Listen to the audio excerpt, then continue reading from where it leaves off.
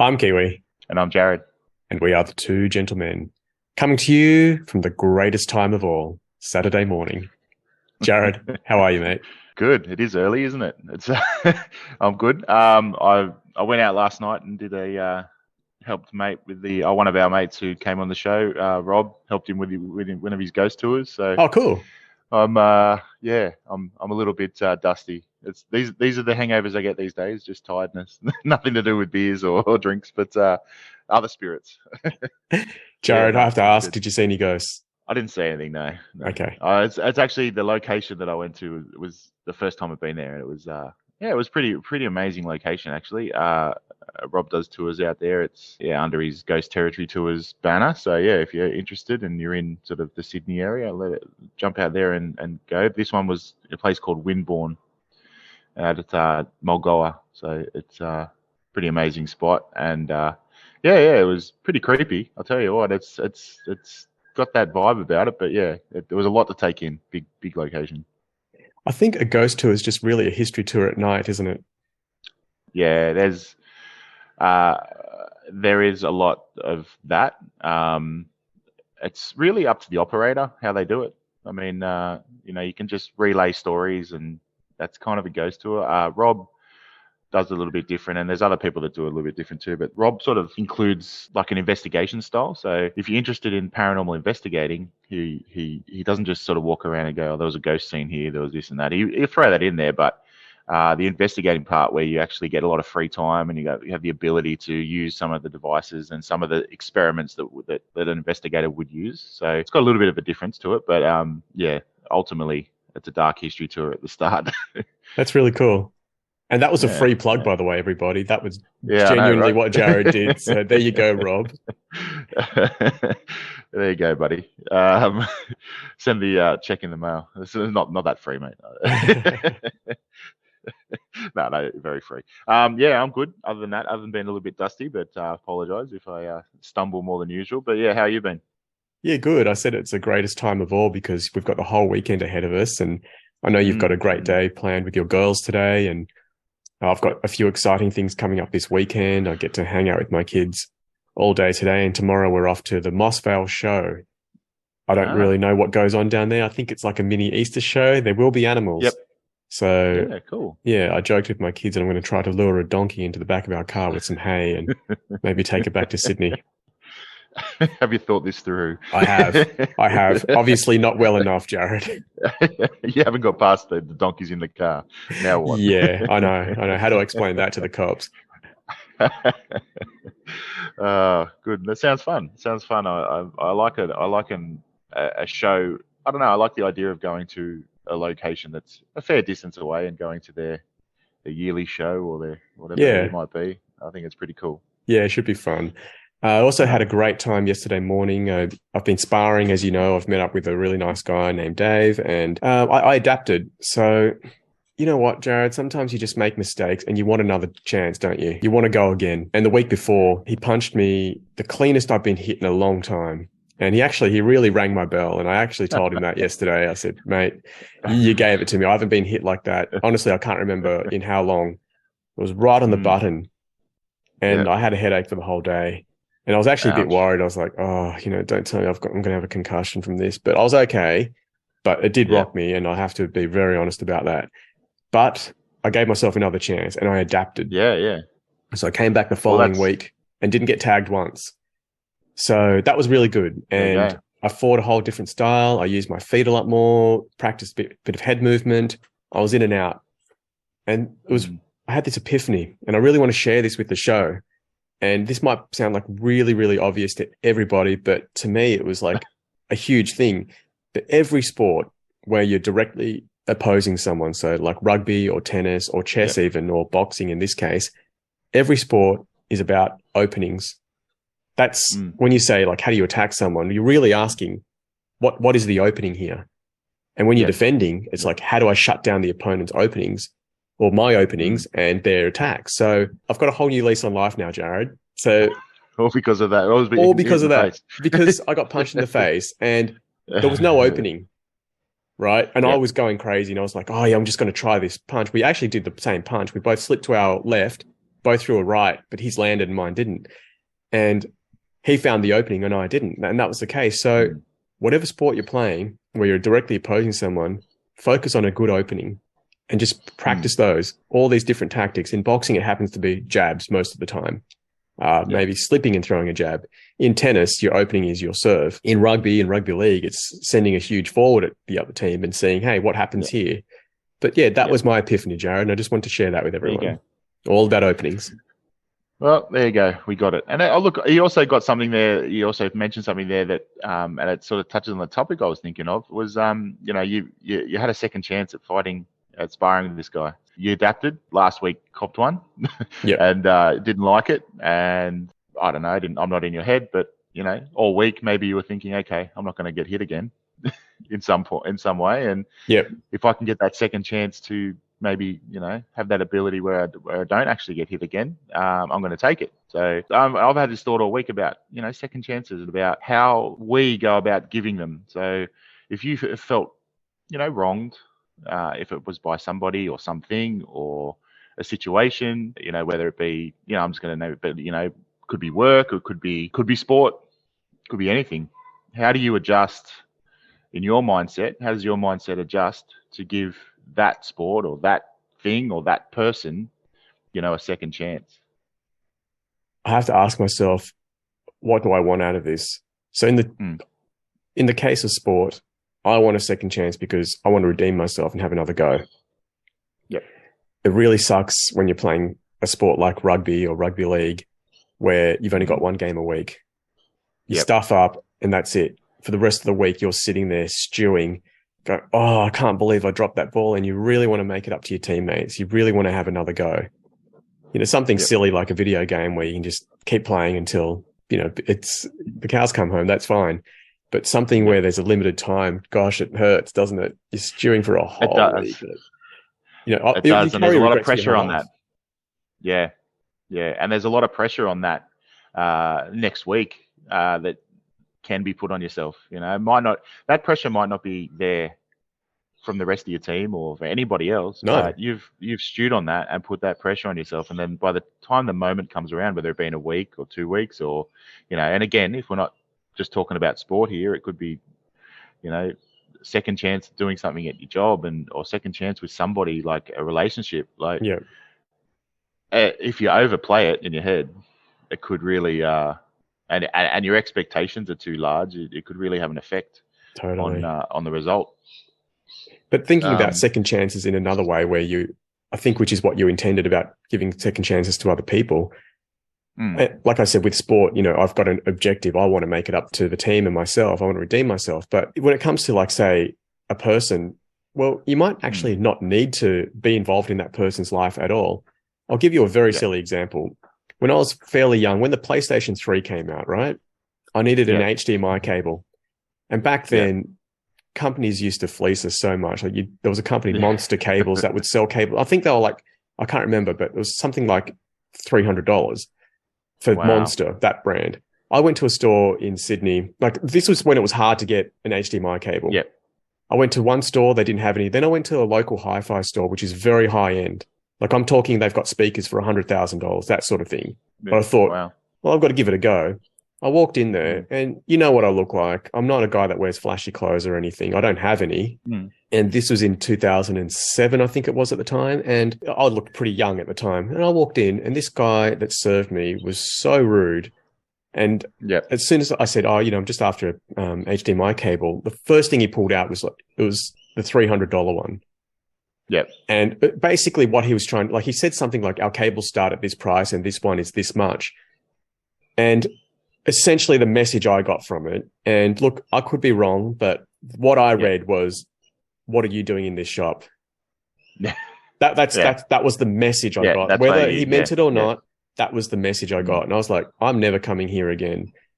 I hope that one day I'm a billionaire and I need to build a home theater and I will not be coming to this place to get them to do it. You know what I mean? Like, even though they're local, they're like a 20-minute walk from my place. Like, it really annoyed me. And to me, why would I give them a second chance? There's no reason to. So you're asking about second chances. Like, well, do you need to give this person one, or can you just cut ties? Yep. I mean, Yep. especially in that situation where there were no ties. Yeah. Does time heal that though? Like, I mean, that particular experience, maybe I'm talking broadly as well. Does time, you said what, 2007, so, quite a while away. That person's probably moved on. I That don't know, store's actually. probably I gone saw them through. pretty recently. Oh, Yeah, really? yeah, Okay. yeah. I'll retract that. But that, that store would have changed in regards to management and would have had different ideals and stuff like that. And maybe they're still working under the same guise, but I don't know. Does time make a difference to that decision of never going there again, or you're set there that Well, the question is that purpose. Like, experience was that bad? Yeah. why Why? do I Why need to would go you? back there? Yeah.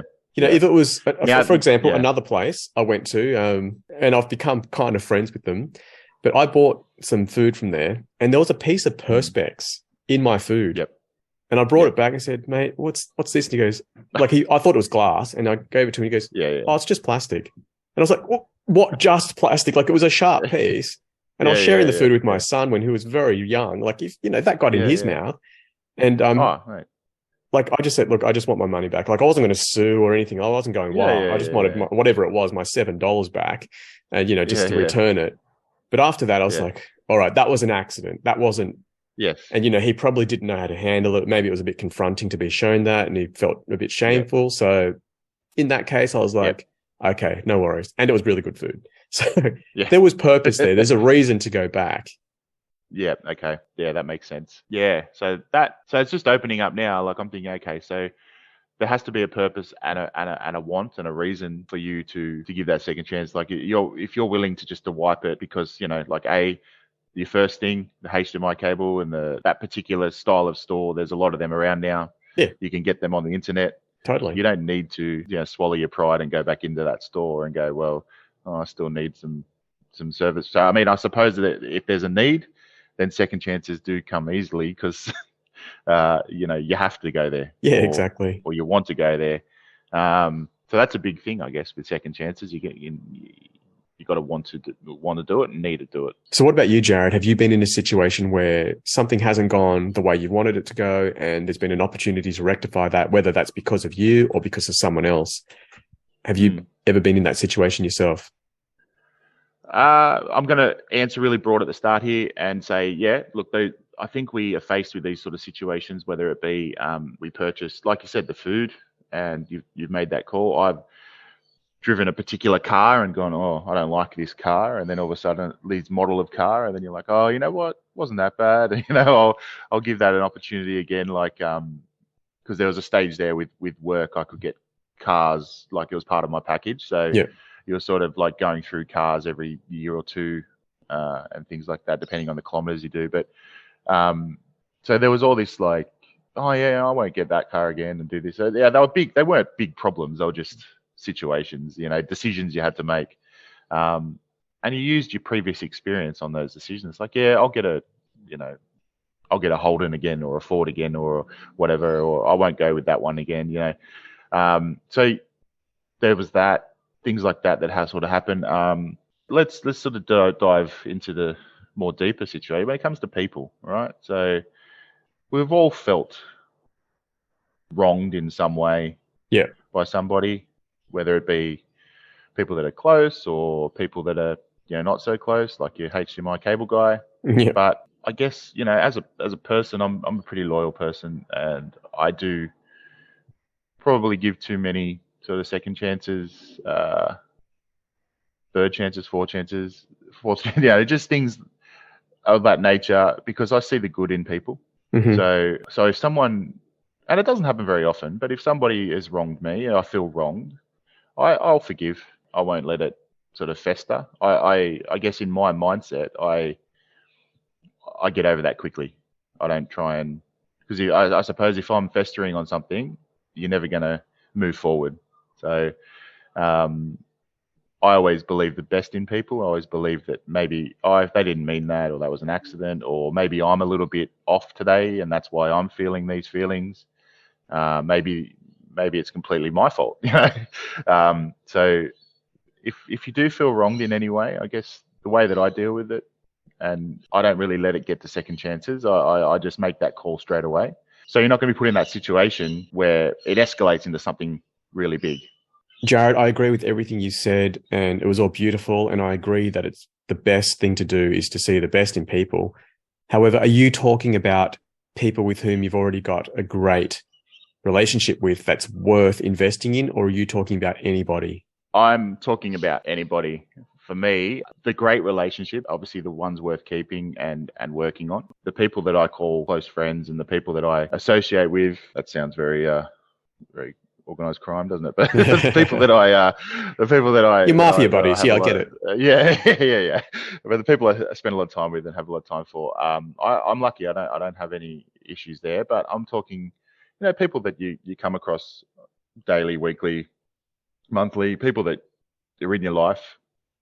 I give them the benefit of the doubt all the time. So I'm not going to take offense to little things and whatever, because you don't know these people, so you don't know what they actually mean. Okay, going back to your cable guy situation, like you didn't know him, and that was you. You said it. He said words, but you took it a certain way. Yeah. And that caused offense. And you think, oh, did that? Like I would look back on that and be like, was that actually me? Was that my insecurity, or was that my bad day, or was that that made me feel that way? Or was it genuinely, the way that he portrayed himself, or was it both? Look, it was So genuinely poor yeah, customer service. I'm Really. sure it was. Yeah. And I'm not one that gets offended easily, and I can read a room. Mm, I feel like yeah, I know what was happening there. yeah. But going back to your sort of question there, like I just like to give the benefit of the doubt to most people. Yeah. Maybe that's to my detriment. I don't know. But I like you just said, I don't really get offended very easily. So Yeah. it take a lot for me to get to the point where I need to give someone a second chance, if that makes sense. Yeah. And look, it's not like, I'm stewing over this, 15 or whatever, however many years No. later, but at the same time, I don't need to go back there. And, Yeah. if I thought of, hey, who's going to install my home theater, obviously they're the local one, I'd still rather go with someone else who's got a better reputation for customer service. Isn't that amazing that, like you said, you're not stewing over it? I just find it amazing that they will never get, My hypothetical your business. Yeah. When you're hypothetically a billionaire. I bet. Oh, it's funny. Yeah. But yeah, it's pretty crazy that one experience, can cause, and you think about like how many experiences like that people have had. Look, I'm all for the second chance. I guess I was just trying to break down, what is the purpose of it? If it's because they're really close to us, then absolutely, we've invested in these relationships. It's really important. We've got these attachments already. Let's try to sort it out. We don't need that sort of conflict in our lives. And it really leaves a hole in our lives, doesn't it, when you lose a friend? I mean, it's very rare that you break up with a friend. Yeah. Imagine being told, I don't like you anymore. Yeah. That's a kind of rejection that's we're not really like expecting as an adult. No. As a child, it's I think that sort of thing kind of happens a little bit more as but it kids hurts. kind of It hurts kids so much. It hurts really too. does. And because it's so blunt and brutal, they always say kids can be so honest, like, oh, like they're so honest, and they don't know how to disguise that. Some kids don't know how to disguise that. So if they don't want to play with the kid, they just straight up and say it, like, and you think, oh wow, like I always say to my, not always, but you say to the girls, just go and play with someone different, or go and see how you get, like just sort of just get them in, when you're at school, just spread your wings a little bit, and not in those words, but just. And they come home and they're like, oh yeah, I asked someone, they didn't want to play with me. I'm like, oh, I've just caused an issue there. But like, and it's water off a duck's back, but to them at that point. But you kind of like think, as an adult, imagine if someone did that to us, we'd have our we definitely have some sort of not sleepless nights, but we'd be thinking about it at some point. Oh, the fear of rejection never leaves. In the moment we're born, we really need that unconditional love from our parents.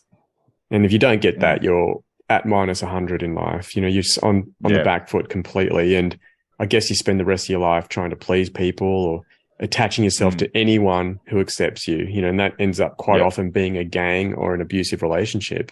I know we're digressing Yeah. completely from second chances here, Yeah. but I just thought I'd issue that public service announcement.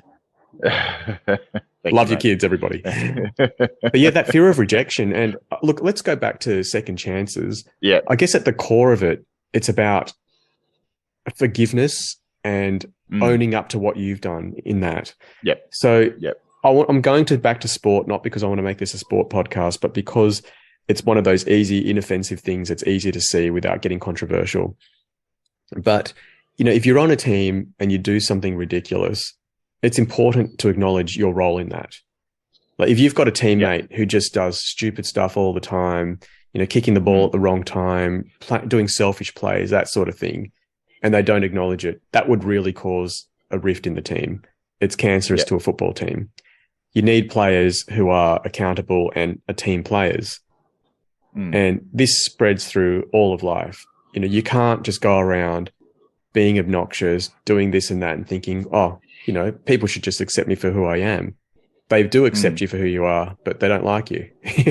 They see you for what you're doing. So it's really important to, with this whole second chance thing, acknowledging what your role is in all of this. So if there is a conflict, what have you done? And be honest. Now, is there anything that you need to rectify about your own behavior? No? Okay, so does that mean it's really all on the other person? Yep, they're the ones that are doing all the stupid stuff all the time.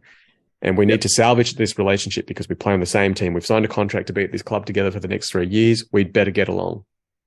It could be that. It could be this person, we're family. We see each other at, every Sunday at the barbecue. Okay, we'd better work this out. Otherwise, we're just going to cause this major tension throughout our family forever. Yeah. And that's communication. That's communicating, but that's also owning. So that person, like let's just say that person's doing silly stuff. They might have been going through certain things in their life, but a certain age. So you might be 10 years down the track from that experience, and they've grown.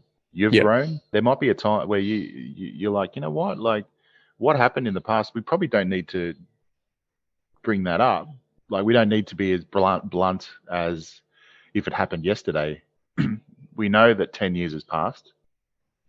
For argument's sake, we know that I'm not a 20-year-old now. I've gone through life experiences, and I'm now 30.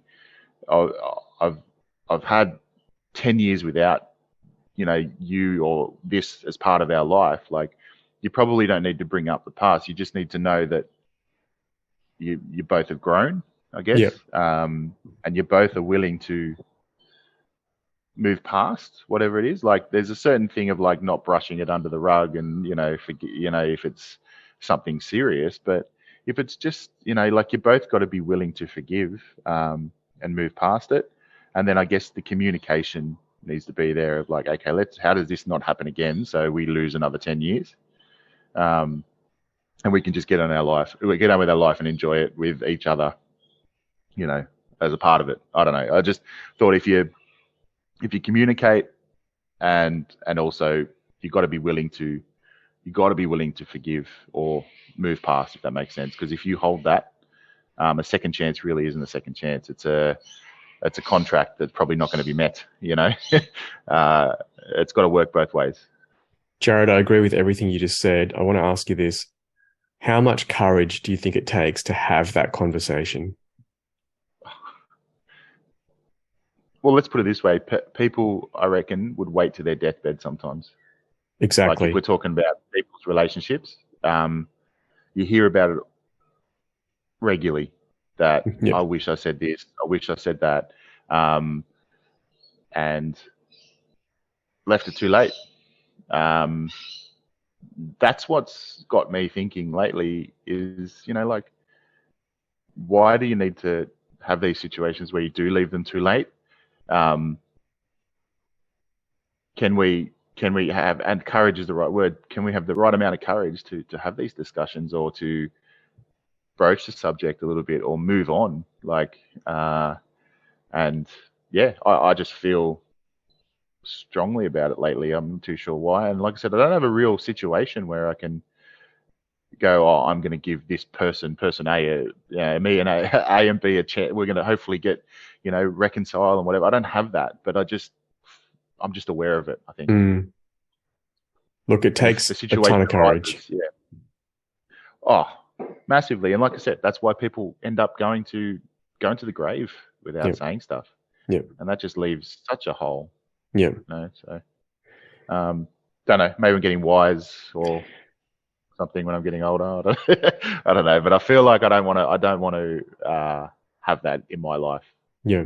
I'm willing to give people or situations a second chance, Look, if need be. and that second chance, it can be something that's just simply left unsaid. So you might still have a relationship with someone, but you can just feel there's something between you.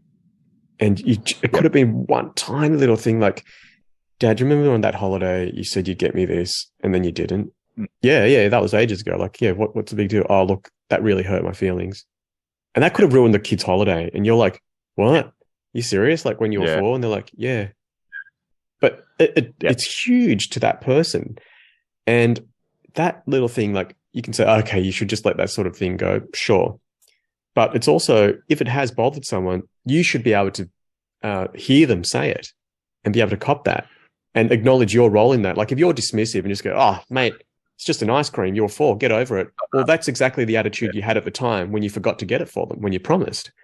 So there's a lot at play here, a lot of emotions, a lot of history, a lot of feelings. I'm going to share something personal. I completely forgot about this situation because it's water under the bridge. But there was someone very close to me and we had a conflict. And to be honest, it was all one-sided. It wasn't my fault. And I just sort of copped it and I just thought, I'll just get on with my life. And there was tension. It's a person that's in my life. So it's not something that I could just go, oh, well, I guess that didn't work out. Let's move on to the next thing. It wasn't my personal trainer or anything like that. Not like I can afford a personal trainer, but anyway, you know what I mean? But anyway, it was someone extremely important. Yep. And that person contacted me. They were courageous enough to contact me and arrange a meeting, and they apologized.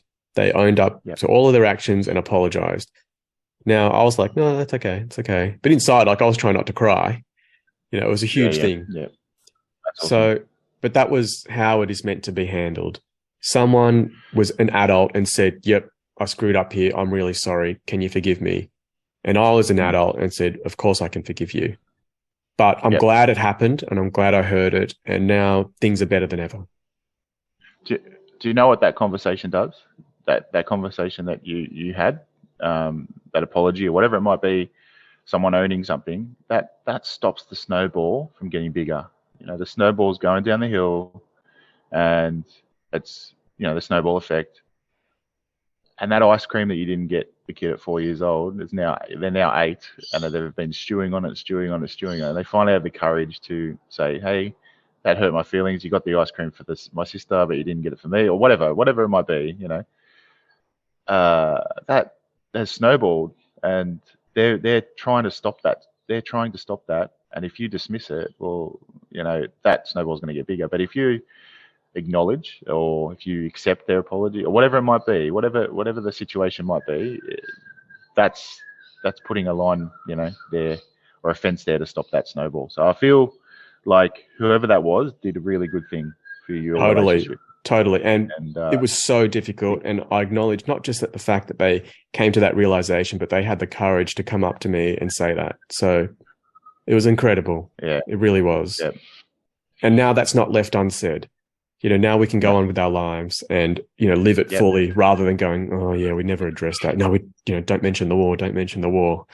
Yeah. It's not that sort of situation. And the longer you let things go, sometimes the harder it is to say. Exactly. Harder is, and that's sometimes there's the right time of just meeting up and just going, look, whatever happened. And if we're both willing to move forward, well, then we could have a good, relationship or friendship or whatever it might be for the foreseeable future. Exactly. So look, everybody, we're getting much older now, and obviously time has always moved at the same rate, so it's not like it's any different, but we're much more aware of it than ever. And I'm sure we've all got those relationships or those moments or those people in our lives that we just need to have a certain conversation with, whether it's a really difficult one, whether we need to dredge up the past, I don't know. But look, it takes a lot of courage. And I suppose we just want this conversation to encourage everybody to at least acknowledge how difficult it can be to be a grown up, how hard it can be to Yeah. have that adult conversation with somebody. It's so much easier to run, isn't it? And, we talk Yep. about being men and being tough. Geez, it's hard to have Mm. those tough conversations with people and to do it in such a good, honest, and wholesome way rather than yelling at someone. It's very easy to just go off your head at somebody, accuse them of Yep. things, but it's so hard to take accountability for what we've done, to try to acknowledge all of the complexities of human relationships. So many dynamics at play. And look, we're just on the journey ourselves, and we hope that we can encourage everybody to go on their own journey and to explore all of their relationships, including the ones with themselves, as deeply as possible. Yep. Seconding that point of what Kiwi said about, we just hope we inspire a little bit of reconciliation or that conversation, because it can really change, your future, your life. You never know.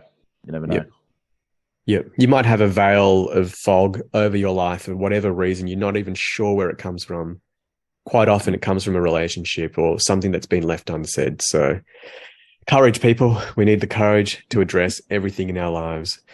We hope you've enjoyed this episode. Thank you so much for joining us again. We love doing them. Sorry we haven't been so regular this year. It's just been weird. I've been on holidays a bit. Jared's been really busy with work, and we're trying our best to get back into a routine. So let's hope that we make these episodes a little bit more regular. Thank you so much again for joining us. Thank you. Bye.